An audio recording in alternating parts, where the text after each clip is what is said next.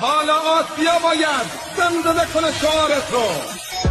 ما تراکتوریم از خطه آذربایجان. ما با هواداران میلیونی به فوتبال آسیا سلام دادیم.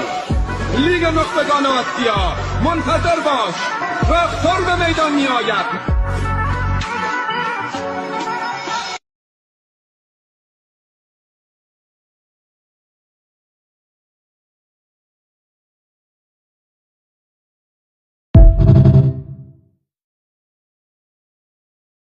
حالا آسیا باید زنده کنه شعارت رو. ما تراکتوریم از خطه آذربایجان.